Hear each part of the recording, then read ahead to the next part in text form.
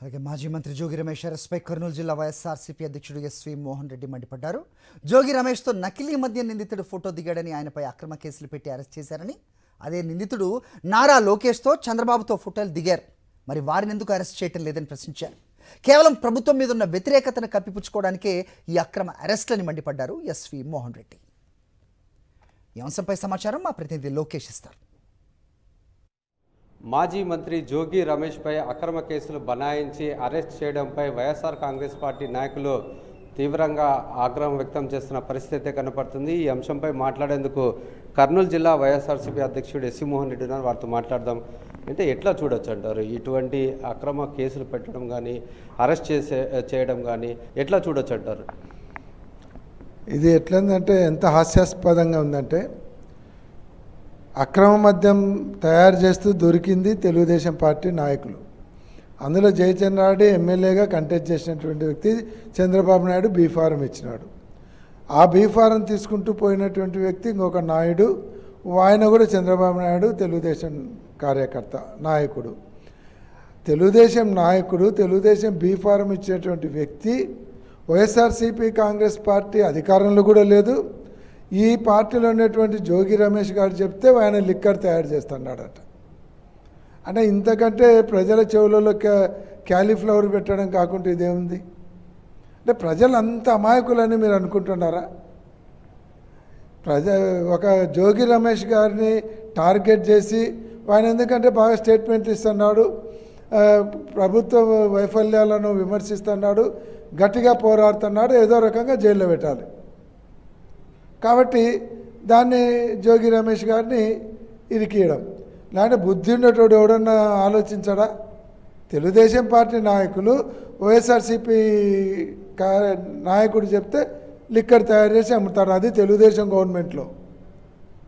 ఇంతకంటే దారుణమైనటువంటి అబద్ధాలు ఏది ఉండదు.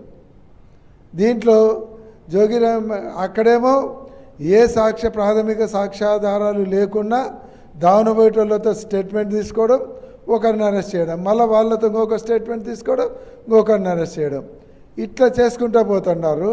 అట్లనే ఈరోజు ఆయన ధనంజయ రెడ్డి గారు కానీ, కృష్ణమోహన్ రెడ్డి గారు కానీ, లేదంటే మిథున్ రెడ్డి గారు కానీ, భాస్కర్ రెడ్డి గారి మీద ఒక్క అభియోగం లేదు. ఇక్కడేమో రెడ్ హ్యాండెడ్గా దొరికినారు.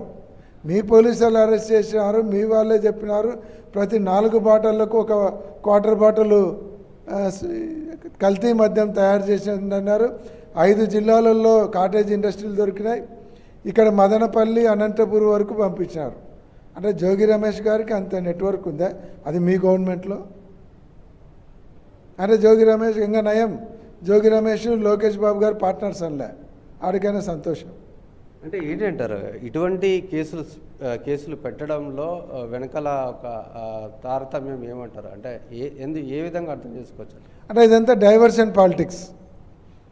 ఏదైతే వాళ్ళ కల్తీ మద్యం తయారు చేస్తుంటే తెలుగుదేశం పార్టీ నాయకులే తయారు చేస్తూ దొరికిపోయినారు కాబట్టి డైవర్ట్ చేయాలి ఎవరో ఒకరు.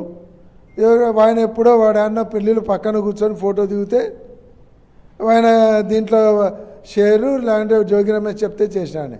చంద్రబాబు నాయుడు గారితో లోకేష్ గారితో వీళ్ళ ఫోటోలు ఉన్నాయి. ఆయన బీఫారంతో పాటు లిక్కర్ తయారు చేసుకోవాలని లైసెన్స్ కూడా ఇచ్చినాడా చంద్రబాబు నాయుడు గారు? చెప్పాలి. అది మనం చూసుకున్నట్లయితే ఏదైతే అక్రమ కేసులు పెట్టినా కానీ ఎటువంటి పరిస్థితుల్లో భయపడే పరిస్థితి లేదు. ఖచ్చితంగా పూర్తి స్థాయిలో న్యాయ పోరాటం అయితే కొనసాగిస్తాం. ప్రజల తరపున తాము ఎప్పుడూ పోరాడుతూనే ఉంటామంటూ వైఎస్ఆర్సీపీ నాయకులు హెచ్చరిస్తున్న పరిస్థితి. కెమెరామెన్ శేఖర్తో లోకేష్, సాక్షి టీవీ, కర్నూలు. సాక్షి టీవీ ప్రసారాలను నిలిపివేయడం చట్టరీత్యా నేరం. సాక్షి టీవీ ప్రసారాల కోసం మీ స్థానిక కేబుల్ ఆపరేటర్ను వెంటనే సంప్రదించండి. DTHలో, ఇంటర్నెట్లో కూడా సాక్షి టీవీ ప్రసారాలను వీక్షించవచ్చు.